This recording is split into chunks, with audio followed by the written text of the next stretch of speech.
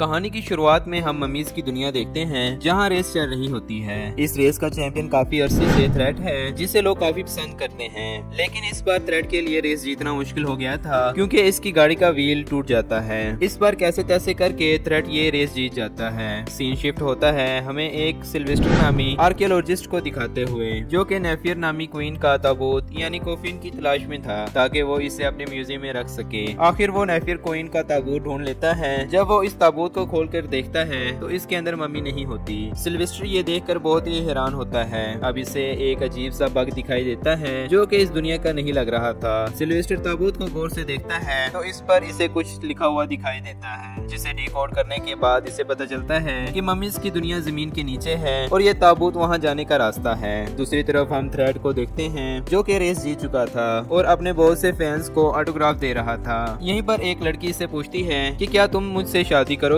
तो थ्रेड इसे साफ साफ इनकार कर देता है क्योंकि इसे लगता है कि शादी एक बहुत बड़ी जिम्मेदारी है और अकेलेपन की जिंदगी ज्यादा अच्छी है। इसके बाद थ्रेड सभी के सामने ऐलान करता है कि वो आज से रेसिंग नहीं करेगा, यानी वो रिटायरमेंट ले रहा है। थ्रेड का भाई ऐसा नहीं चाहता था। वो थ्रेड से कहता है कि तुम्हें रेसिंग नहीं छोड़नी चाहिए, लेकिन थ्रेड डर चुका था। इसे ये डर था कि कहीं वो अपना बनाया हुआ रिकॉर्ड न तोड़ दे। जिस तरह आज वो हारते हारते बचा है, आइंदा ये ना हो कि वो हार जाए। इन सब के बाद थ्रेड बाजार चला जाता है। रास्ते में इसे एक बूढ़ी औरत मिलती है जिसकी वो मदद करता है। यहाँ हमें पता चलता है कि थ्रेड एक अच्छा लड़का है। इस दौरान इसकी टक्कर एक लड़की से हो जाती है जो गलती से थ्रेड पर गिर जाती है और इससे लड़ने के बाद गुस्से में चली जाती है। इसके बाद हम देखते हैं कि ये लड़की एक क्वीन है जिसका नाम नेफियर है। कहानी के शुरू में सिल्वेस्टर भी इसी क्वीन की मम्मी की तलाश में था। नेफियर को सिंगिंग का बहुत शौक होता है, लेकिन इसके डैड जो कि इस दुनिया के राजा हैं इसे सिंगिंग करने से रोकते हैं क्योंकि इन्हें लगता है कि सिंगिंग करना एक क्वीन को जेब नहीं देता।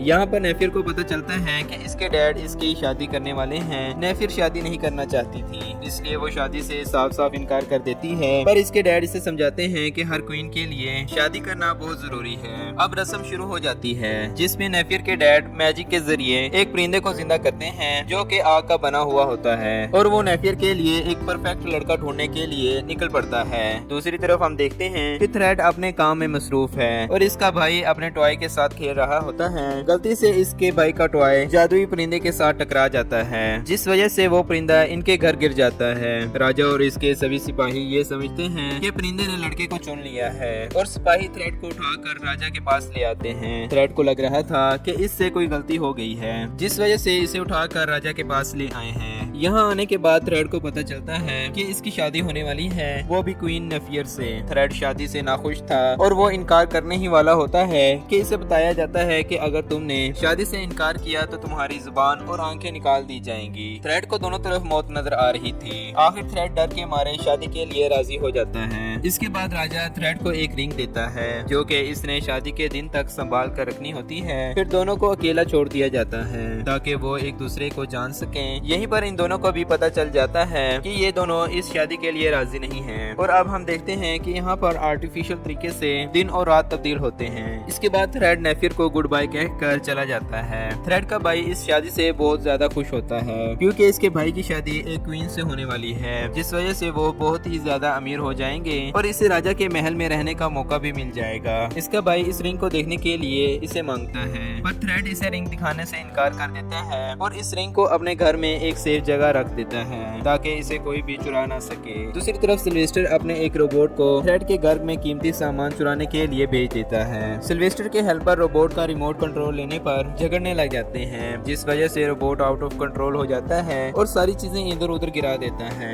इस दौरान थ्रेड की शाही रिंग भी गिर जाती है और सिल्वेस्टर की नजर इस पर पड़ जाती है। सिल्वेस्टर इस रिंग के साथ और भी चीजें लेकर रोबोट को वहाँ से निकालने की कोशिश करता है। इस दौरान सिल्वेस्टर एक जोरदार धमाका करता है और वहाँ से रफू चक्कर हो जाता है। इस धमाके की आवाज सुनकर थ्रेड भी वहाँ आ जाता है और वो देखता है कि यहाँ तो हर तरफ चीजें बिखरी पड़ी हैं और इसकी रिंग भी गायब होती है। वो ये देखकर बहुत परेशान हो जाता है क्योंकि रिंग ना होने की वजह से इसकी शादी भी नहीं होनी थी और शादी ना होने की वजह से इसकी जुबान और आंखें निकाल दी जाती। थ्रेड ये जान चुका था कि ये सारा काम इंसानों का है और अब वो फैसला करता है कि वो अकेला इंसानों की दुनिया में जाएगा और अपनी रिंग वापस ले आएगा। इस दौरान इसका भाई भी इसके साथ जाने की जिद करता है और अपने भाई की जिद की वजह से थ्रेड को इसे अपने साथ ले जाना पड़ता है। और अब वो असली दुनिया में आ चुके थे। यहाँ पर वो बहुत से लोगों को देखते हैं जो कि बहुत सारा सामान गाड़ियों में रख रहे होते हैं। यहीं पर इसे सिल्वेस्टर भी दिखाई देता है जिसके हाथ में रिंग होती है। थ्रेड जान चुका था कि इसी ने ही इसकी रिंग को चुराया है और अब वो इस रिंग को हासिल करने के लिए इसका पीछा करता है। थ्रेड और इसका भाई सिल्वेस्टर का पीछा करते करते शिप में चले जाते हैं। जब वो सारे सामान में से रिंग ढूंढ रहे होते हैं तो वहाँ पर नेफियर भी आ जाती है। थ्रेड और इसका भाई इसे देखकर हैरान होते हैं। नेफियर के पूछने पर थ्रेड इसे बताता है कि इसकी रिंग को इंसानों ने चुरा लिया है जिसे लेने के लिए वो यहाँ तक आया है। नेफियर कहती है कि ये तो बहुत ही अच्छा हुआ, अब मुझे तुमसे शादी नहीं करनी होगी। और नेफियर बताती है कि मैं तुम लोगों का पीछा करती हुई यहाँ तक आई हूँ। शिप में होने की वजह से अब वो कहीं और नहीं जा सकते थे, इसीलिए इन्हें रात यहीं पर गुजारनी पड़ती है। अब शिप इजिप्ट से लंदन तक पहुँच जाती है।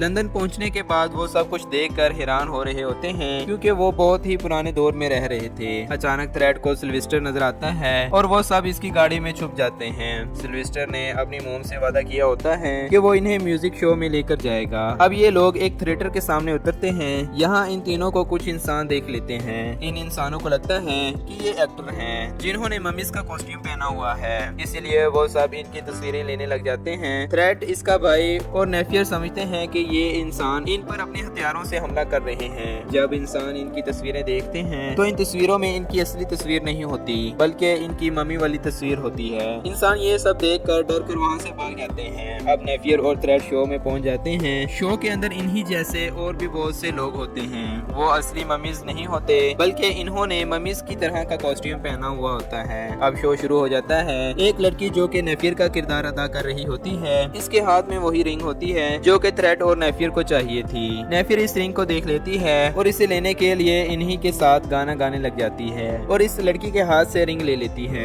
नेफियर के गाना गाने की वजह से ये शो बहुत ज्यादा हिट हो जाता है। यहीं पर एक म्यूजिक डायरेक्टर भी होता है जिसे नेफियर की आवाज बहुत पसंद आती है, जो अब इसके साथ काम करना चाहता था। इस दौरान सिल्वेस्टर को भी इनकी असलियत के बारे में पता चल चुका था। इन्होंने कैसे तैसे करके अंगूठी हासिल कर ली होती है और अब वो वहाँ से भाग जाते हैं। सिल्वेस्टर भी अब इनके पीछे था, जिससे बचने के लिए वो म्यूजिक डायरेक्टर की गाड़ी में बैठ जाते हैं। इस दौरान म्यूजिक डायरेक्टर नेफियर को कहता है कि क्या तुम मेरे लिए गाना गाओगी, पर थ्रेड नेफियर से कहता है कि हमें अपनी दुनिया में जाना चाहिए जल्द से जल्द, वरना हम बहुत ज्यादा मुसीबत में फंस जाएंगे। ये बात सोचने पर नेफियर म्यूजिक डायरेक्टर को इनकार कर देती है। अब ये लोग गाड़ी से उतर जाते हैं, लेकिन इस दौरान म्यूजिक डायरेक्टर इन्हें अपना कार्ड दे जाता है। इसके बाद इन्हें पता चलता है कि जो रिंग इनके पास है वो नकली है और अब इन्हें असली रिंग ढूंढने के लिए इस दुनिया में मजीद और रुकना पड़ता है। इसके लिए इन्हें हेल्प की भी जरूरत होती है और वो सभी म्यूजिक डायरेक्टर के घर पर चले जाते हैं। म्यूजिक डायरेक्टर खुशी से इन्हें अपने घर आने देता है और नेफियर से कहता है कि हम बहुत सारे गाने बनाएंगे और तुम्हारा म्यूजिक शूट भी होगा, जिसके लिए तुम्हें नए कपड़े चाहिए। जाओ तुम सभी कुछ शॉपिंग कर लो।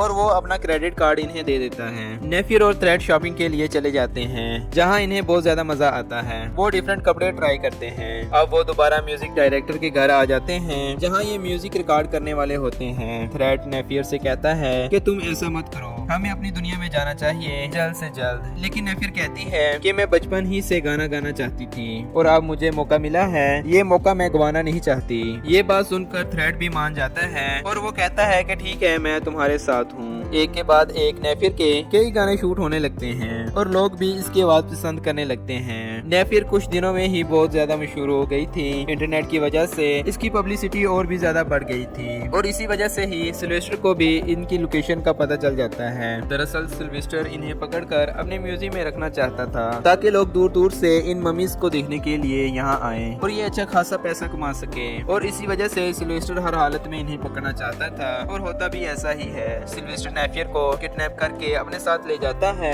ये सारा मंजर थ्रेड और इसका भाई भी देख लेते हैं। थ्रेड अपने भाई को यहीं पर रुकने का कहकर सिल्वेस्टर की गाड़ी का पीछा करते करते इसके म्यूजियम पर पहुंच जाता है। यहाँ पहुंचने पर वो देखता है कि नेफियर को बेहोश किया हुआ है और इसके ऊपर लाइट जलाई हुई है, जिस वजह से नेफियर अपनी असली हालत में यानी मम्मी वाली हालत में नजर आ रही थी। थ्रेड को इस बात का इल्म नहीं होता कि ये इसके लिए एक ट्रैप है। सिल्वेस्टर जानता था कि अगर नेफियर को पकड़ लिया जाए तो थ्रेड खुद ब खुद ही पकड़ा जा सकता है। थ्रेड को भी बेहोश कर दिया जाता है। काफी देर जब थ्रेड और नेफियर वापस नहीं आते तो थ्रेड का भाई परेशान हो जाता है और वो म्यूजिक डायरेक्टर के साथ मिलकर थ्रेड और नेफियर को ढूंढने के लिए निकल पड़ते हैं। थ्रेड का भाई बहुत ही होशियार होता है और वो सबसे पहले आकर कैमरों पर ब्लैक स्प्रे करता करता है और फिर म्यूजियम के अंदर दाखिल हो जाता है। यहाँ इसे थ्रेड और नेफियर दोनों मिल जाते हैं बेहोशी के हालत में। थ्रेड का भाई इन दोनों को यहाँ से लेकर भागने लगता है। इस दौरान सिल्वेस्टर की नजर इन पर पड़ जाती है और वो इन्हें पकड़ने लग जाता है। ये तीनों भागकर एक बस में बैठ जाते हैं। थ्रेड का भाई अपने छोटे से मगरमच्छ की मदद से बस को चलाने लग जाता है। सिल्वेस्टर भी अपनी गाड़ी की मदद से इनका पीछा कर रहा था।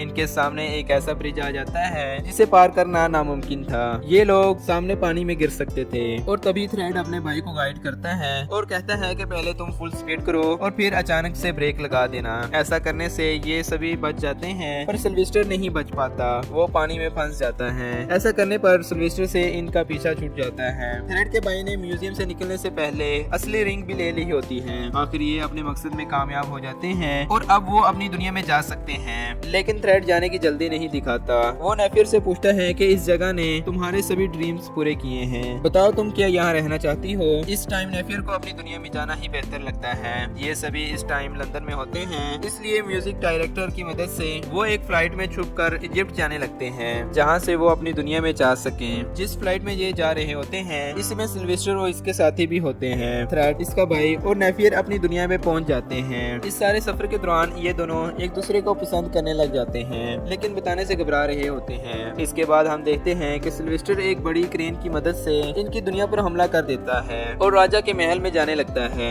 यहाँ पहुंचकर इसका इरादा बदल जाता है और वो क्वीन नेफियर को लेकर जाने की बजाय राजा को पकड़कर ले जाने लगता है। नेफियर अपने डैड को बचाने के लिए इसका पीछा करती है जबकि थ्रेड अपने घर पर ही था और थोड़ा बहुत उदास भी था। इसका भाई आकर इसे बताता है कि सिल्वेस्टर ने नेफियर और राजा को पकड़ लिया है। ये बात सुनकर थ्रेड अपनी बग्गी के जरिए नेफियर और इसके डैड को बचाने के लिए निकल पड़ता है। इसके बाद थ्रेड नेफियर को बचा लेता है। नेफियर इसे देखकर बहुत ही ज्यादा खुश होती है और अब ये राजा को बचाने के लिए सिल्वेस्टर का पीछा करते हैं। थ्रेड थोड़ा सा घबराया हुआ था क्योंकि ये काफी अरसे के बाद बग्गी की सवारी कर रहा था। इसे डर था कि इसकी बग्गी दोबारा ना टूट जाए। बदकिस्मती से होता भी ऐसा ही है, इसकी बग्गी का टायर टूट जाता है पर थ्रेड होशियारी से क्रेन का सहारा ले लेता है। थ्रेड बड़ी बहादुरी से सिल्वेस्टर के साथ लड़ता है और राजा को बचा लेता है पर इनकी क्रेन की स्पीड बहुत ही ज्यादा होती है। थ्रेड को पता होता है कि आगे खाई है लेकिन सिल्वेस्टर को नहीं पता होता। इस दौरान सिल्वेस्टर थ्रेड को पकड़ लेता है। थ्रेड सिल्वेस्टर से सभी का पीछा छुड़वाने के लिए सिल्वेस्टर के साथ खुद भी खाई में गिर जाता है। इससे पहले वो नेफियर को बचा लेता है। नेफियर ये देखकर बहुत ज्यादा दुखी हो जाती है क्योंकि थ्रेड ने इसकी और इसके डैड की जान बचाने के लिए अपनी जान की परवाह नहीं की होती।